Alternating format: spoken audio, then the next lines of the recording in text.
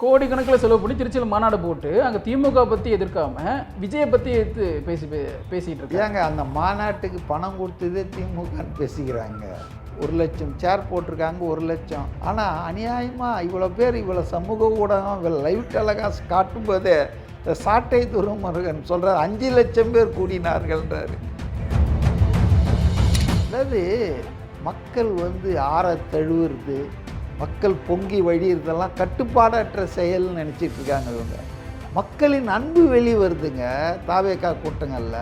அன்றைக்கி பார்த்தேன் திருநெல்வேலியில் பாஜக அதிமுக கூட்டம் சேர் போட்டிருக்கானுங்க ஒரு 10,000த்துக்கு. அங்கே ஃபஸ்ட்டு 2 ரோ தாங்க பேசிகிட்டு இருக்கானுங்க. இப்படி தான் பல அரசியல் கட்சிகளுக்கு கூட்டணி கூட்டங்களுக்கே இந்த கதியில் இருக்குது. ரிசல்ட்டை தெரிஞ்சுக்கலாம் இதை பார்த்து. நம்ம மொத்தமாக எல்லாரும் சேர்த்துட்டு ஒருத்தவங்க எதிர்க்கிறீங்க. ஆமாம், அது உண்மை தானுங்க. யார் சிபிஎம் கட்சி எள்ளு தான் எண்ணெய் காயணும், எலிப்புழுக்கு எது காயணுன்ற மாதிரி 100 வருஷம் ஆன கம்யூனிஸ்ட் கட்சிகள் 1% கூட ஏறல. அவங்கெல்லாம் கூட விஜய் எதிர்த்துட்டு இருக்காங்க. திருமாவளவன் எதிர்க்கு விஜய் எதிர்க்கணும். அதனால் அவர் சொல்கிறதுல தப்பு என்ன இருக்குது? எல்லாரும் சேர்ந்து என்ன எதிர்க்கிறாங்க. தாவேக்காவையோ விஜய் எதிர்க்காத அரசியல் கட்சி தமிழ்நாட்டில் எதுங்க சொல்லுங்கள்? விஜயை அவருடைய வளர்ச்சியை பார்த்து எல்லாருக்கும் பொறாமல் பொச்சரிக்குங்க. இவ்வளோ சீக்கிரம் வந்துட்டார. நம்ம 100 வருஷம் 1%, 4% ஏற்ற முடியல, 3% தாண்ட முடியல. ஆனால் இன்றைக்கி 35% நின்று இருக்காரு. இன்னும் எலெக்ஷனுக்குள்ளே 40 போய் சிங்கிள் பார்ட்டியாக சிங்கிளாக போய் ஆட்சியை பிடிக்குமா அப்படின்ற ஒரு சூழல் மக்கள் மத்தியில் வந்துடுச்சுல்ல. அவர் இன்டர்நேஷ்னல் ஏஜென்சிஸை விட்டு சர்வே எடுத்திருக்காருன்றாங்க. அந்த சர்வேல இன்னும் கொஞ்சம் அவர் முயற்சி பண்ணாருன்னா 40% ஆதரவு ஃபஸ்ட்டு அவர் வந்துடுவார். அதுக்கு கீழே தான் மற்றவங்களான்ற மாதிரி இருக்கான்.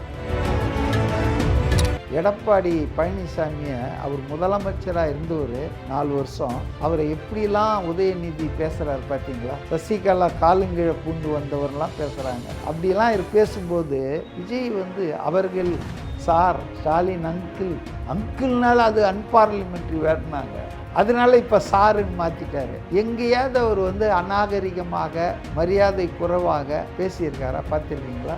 ஒரு நல்ல அரசியல்வாதி தமிழ்நாட்டுக்கு கிடைச்சிருக்காருன்னு எனக்கெல்லாம் சந்தோஷமாக இருக்கு. உதயநிதி ஸ்டாலின்லாம் ஒரு ஆளே கிடையாதுங்க, தப்பாக நினச்சிக்காதீங்க. திமுக ஒரு கட்டத்தில் உதயநிதி ஸ்டாலினை தான் முன்னால் கொண்டு வரணும்னு பார்த்தாங்க. ஆனால் விஜயனுடைய பேர் எழுச்சி அப்படியே மேலே போகிறத பார்த்து தான் டக்குன்னு அதை பின்னால் தள்ளிட்டு மூத்தவரை கொண்டு வந்துட்டாங்க. அரசியல் தகவல்களை உடனுக்குடன் தெரிந்து கொள்ள பாயிண்ட் ஆஃப் வியூ சேனலை சப்ஸ்கிரைப் செய்யவும். இவங்க அதிமுக ஒரு மீட்டிங் போடுறாங்க, இல்லை ஒரு பொதுக்கூட்டம் போடுறாங்க, அங்கே தாவேக்கா பற்றி பேசுகிறாங்க. இவர் தான் நேரடியாக பேசலை. திமுக தலைவர் சீமான் கிட்டத்தட்ட கோடிக்கணக்கில் செலவு பண்ணி அங்கே சொல்கிறீங்க நேரடியாக பேச. நேற்று வந்தவன்லாம் சிஎம் ஆகணும்னு ஆசைப்படலாம். நேற்று வந்தவன்லாம் ஆட்சி எப்படி? அவர் வாயிலேருந்து விஜய்ங்கிற வார்த்தை வரமாட்டேங்குது. ஏங்க நேற்று வந்தவன்னா யாருங்க? சீமானா? அவருக்கு அவரை பொறுத்த வரைக்கும் சீமானும் நேற்று வந்தவர் தான். இல்லை, சீமான்லாம் நீங்கள் பாருங்கள். அவர் விமர்சனத்தில் 10 விமர்சனத்தில் 9 விமர்சனம் தாவேக்காவை பற்றியும் விஜயை பற்றி தான் இருக்கும். அதுதான் கேட்குறேன். அது சும்மா ஒரு விமர்சனம் அப்படி சும்மா கலந்துக்கிறது. கோடிக்கணக்கில் செலவு பண்ணி திருச்சியில் மாநாடு போட்டு அங்கே திமுக பற்றி எதிர்க்காம விஜயை பற்றி எடுத்து பேசிகிட்டு இருக்காங்க. ஏங்க அந்த மாநாட்டுக்கு பணம் கொடுத்ததே திமுகன்னு பேசிக்கிறாங்க. அந்த மாநாட்டுக்கு எல்லா வசதியும் பண்ணி கொடுத்ததே திமுக அப்படின்னு சொல்லி பேசிக்கிறாங்க. 6:30 மணி வரைக்கும் வராத கூட்டம் எப்படி திடீர்னு கூட்டம் வந்துச்சு சார்? அது நமக்கு தெரியாதுங்க. 1,00,000 சேர் போட்டிருக்காங்க, 1,00,000. ஆனால் அநியாயமாக இவ்வளோ பேர் இவ்வளோ சமூக ஊடகம் இவ்வளோ லைவ் டெலகாஸ்ட் காட்டும்போதே சாட்டை துரைமுருகன் சொல்கிறார் 5,00,000 பேர் கூடினார்கள்ன்றாரு. என்ன 1x5 பெருக்கிடுவாரா? எல்லாத்துலேயும் எப்போவுமே செய்கிற மாதிரி இதுலேயும் செய்கிறாரா? ஒழுக்கமாக இருந்தார்கள், கட்டுப்பாடோடு இருந்தார்கள். அதாவது மக்கள் ஆற தழுவுறது, மக்கள் பொங்கி வழியிறதெல்லாம் கட்டுப்பாடற்ற செயல்னு நினச்சிட்டு இருக்காங்க இவங்க. மக்களின் அன்பு வெளி வருதுங்க தாவேக்கா கூட்டங்களில். இப்போ விஜய்க்கு தான் கூட்டம் வருதுன்னு நினைக்காதீங்க. விஜய் வந்தால் கூட்டம் கரை புரண்டு ஓடுது. ஆனால் அதுக்காக மற்ற ஆட்கள்லாம் போனால் கூட்டம் இல்லை. மிகப்பெரிய அளவுக்கு கடலூரில் சமீபத்தில் ஒரு கூட்டம் போனாங்க. யார்? நம்ம ஆனந்து, அப்புறம் இவர் செங்கோட்டையன், ஆதவர்ஜுனா. என்ன கூட்டங்க அதுக்கு? தௌசண்ட்ஸு. இப்போல்லாம் மந்திரிங்க அன்னைக்கு பார்த்தேன் திருநெல்வேலியில் பாஜக அதிமுக கூட்டம் சேர் போட்டிருக்கானுங்க ஒரு 10,000க்கு. அங்கே ஃபஸ்ட்டு 2 ரோ தாங்க இருக்குது, பேசிகிட்டு இருக்கானுங்க. இப்படி தான் பல அரசியல் கட்சிகளுக்கு கூட்டணி கூட்டங்களுக்கே இந்த கதியில் இருக்குது. ரிசல்ட்டை தெரிஞ்சுக்கலாம் இதை பார்த்து நம்ம. ஆனால் தாவேக்கா கூட்டங்கள் பார்த்தீங்கன்னா அப்படியே நிரம்பி வழியுது. அது சின்னவங்க போகிறாங்களா பெரியவங்க, தாவேக்கா கொடியை பார்த்துட்டா போய் உட்காந்துடுறான். அதனால் விஜயை வந்தால் தான் கூட்டம் வருது அப்படிலாம் கிடையாது. மற்ற கட்சிகள்லாம் ஆள் சேர்க்குறாங்க, ஆர்கனைஸ் பண்ணுறாங்க, தயாரிப்பு பண்ணுறாங்க, செலவு பண்ணுறாங்க. இங்கே எதுவுமே இல்லாமல் தான் அடித்து அப்படியே தன்னழிச்சியாக வந்து விழுதுங்க. அந்த ஒரு இதில் தான் உடஞ்சி கூட சொல்கிறாரு, மொத்தமாக எல்லாரும் சேர்த்துட்டு ஒருத்தவங்க எதிர்க்கிறீங்க ஐயா. ஆமாம், அது உண்மை தானுங்க. நீங்கள் இப்போ திமுக அதிமுகவை எதிர்க்கணும், அவங்க சொல்கிற ஸ்டேட்மெண்ட் படி தாவேக்கெல்லாம் எங்களுக்கு ஒன்றுமே இல்லை அப்படின்னா அவங்க என்ன பண்ணணும்? அதிமுக திமுக எதிர்க்கணும். இப்போ யார் சிபிஎம் கட்சி எள்ளு தான் எண்ணெய் காயணும், எலிப்புழுக்கு எது காயணுன்ற மாதிரி 100 வருஷம் ஆன கம்யூனிஸ்ட் கட்சிகள் 1% கூட ஏறல. அவங்கெல்லாம் கூட விஜய் எதிர்த்துட்டு இருக்காங்க. திருமாவளவன் எதிர்க்கு விஜய் எதிர்க்கணும். ஒரு நாளைக்கு ஒரு அறிக்கை விடுறாரு. அதாங்க திமுக அதிமுக எதிர்க்கிறது என்னால் புரிஞ்சிக்க முடியுதுங்க. பாஜக எதிர்க்கணும். நயினார் நாகேந்திரன் என்னெல்லாம் பேசுகிறாரு, தமிழிசை என்னெல்லாம் பேசுகிறாங்க. அதனால் அவர் சொல்கிறதுல தப்பு என்ன இருக்குது? எல்லாரும் சேர்ந்து என்னை எதிர்க்கிறாங்க. ஏன்னா நான் வந்து லஞ்சம் ஊழல் எதிர்க்கிறேன், லஞ்சம் ஊழல் இல்லாத ஆட்சியை கொடுக்கணும்னு சொல்கிறேன், அதனால் என்னை எல்லாரும் எதிர்க்கிறாங்க. கரெக்டு தானே? தாவேக்காவையோ விஜய் எதிர்க்காத அரசியல் கட்சி தமிழ்நாட்டில் எதுங்க சொல்லுங்கள்? எல்லாருமே. காங்கிரஸ் கட்சியில் கூட செல்வ பெருந்தகை அவரை சார்ந்தவங்க எதிர்த்துட்டு இருக்காங்க. இவங்களுக்கெல்லாம் விஜயால் என்ன பிரச்சனை? நான் சொல்கிறது உங்களுக்கு புரியுதுன்னு நினைக்கிறேன்.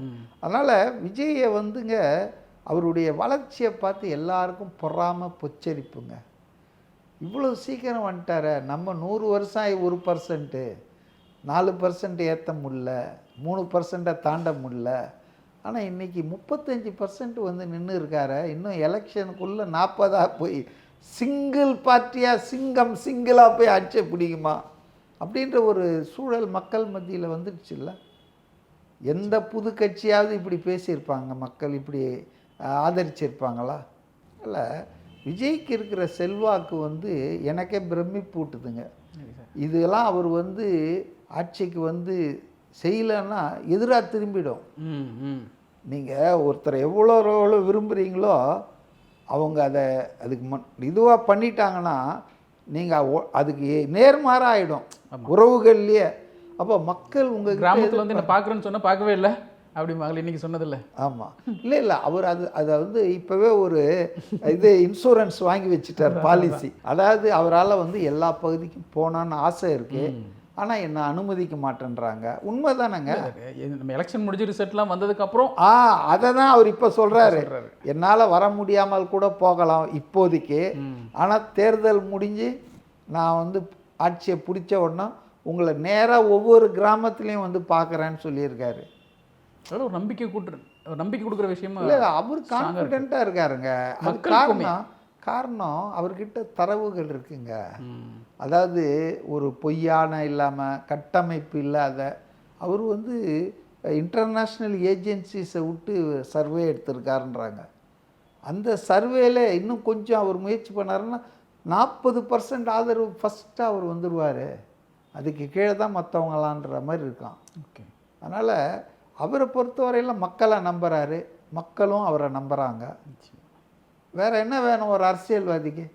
மக்கள் நம்பிக்கை வந்துடுச்சுனாங்க எல்லாத்தையும் முடிச்சிருவாங்க, அதில் ஒன்றும் சந்தேகமே இல்லை.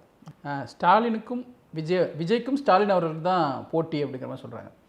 நான் இந்த ஸ்டாலினுங்கிறது யார்? எம்கே ஸ்டாலினா உதயநிதி ஸ்டாலினா? ஏன்னா உதயநிதி ஸ்டாலின்லாம் ஒரு ஆளே கிடையாதுங்க, தப்பாக நினச்சிக்காதீங்க. திமுக ஒரு கட்டத்தில் வந்து உதயநிதி ஸ்டாலினை தான் முன்னால் கொண்டு வரணும்னு பார்த்தாங்க. ஆனால் விஜயனுடைய பேர் எழுச்சி அப்படியே மேலே போகிறத பார்த்து தான் டக்குன்னு அதை பின்னால் தள்ளிட்டு மூத்தவரை கொண்டு வந்துட்டாங்க. ஏன்னா அவருக்கு இருக்கிற எக்ஸ்பீரியன்ஸு, ஒரு ஸ்டேச்சரு, இதெல்லாம் வந்து ஒரு வேளை இதுக்கு பயன்படும்னு நினச்சாங்க. ஆனால் இப்போ அதெல்லாம் ஒன்றுமே கிடையாதுங்க. அதாவது நீங்கள் சிம்பிளாக தான் பார்க்கணும். இப்போ ஸ்டாலின் அப்படின்னு சொன்னால் திமுக, ம் ஆளும் திமுக. விஜய் அப்படின்னா தாவேக்கா. அப்படி தான் நமக்கு பார்க்கணும். பேர் எடுத்துக்கிட்டு இவங்க 2 பேர் இண்டிவிஜுவல் என்ன வாய்க்கால் தகராறு ஸ்டாலினுக்கும் விஜய்க்கும். அங்கிள் அங்கிள்னு வாயார பேசுகிறாரு, சார் சாருன்றாரு. எங்கேயாவது அரசியல்வாதிகள் இப்படி பேசியிருக்காங்களா? எடப்பாடி பழனிசாமியை அவர் முதலமைச்சராக இருந்தவர் 4 வருஷம், அவரை எப்படிலாம் உதயநிதி பேசுகிறார் பார்த்தீங்களா? சசிகலா காலுங்கீழே பூந்து வந்தவர்லாம் பேசுகிறாங்க. அப்படிலாம் பேசும்போது விஜய் அவர்கள் சார், ஸ்டாலின் அங்கிள், அங்கிள்னால அது அன்பார்லிமெண்ட்ரி வேர்டுனாங்க. அதனால இப்போ சாருன்னு மாற்றிட்டாரு. எங்கேயாவது அவர் அநாகரிகமாக மரியாதை குறைவாக பேசியிருக்காரா? பார்த்துருக்கீங்களா? ஒரு நல்ல அரசியல்வாதி தமிழ்நாட்டுக்கு கிடைச்சிருக்காருன்னு எனக்கெல்லாம் சந்தோஷமாக இருக்குங்க. நிச்சயமாக சார். உங்களோட நேரத்தை ஒதுக்கி எங்களுடைய கேள்விகளுக்கு மிக தெளிவான விளக்கம் கொடுத்ததுக்கு நன்றி சார். மேலும் இது போன்ற அரசியல் செய்திகளை தெரிந்து கொள்ள பாயிண்ட் ஆஃப் வியூ சேனலை சப்ஸ்கிரைப் செய்யவும்.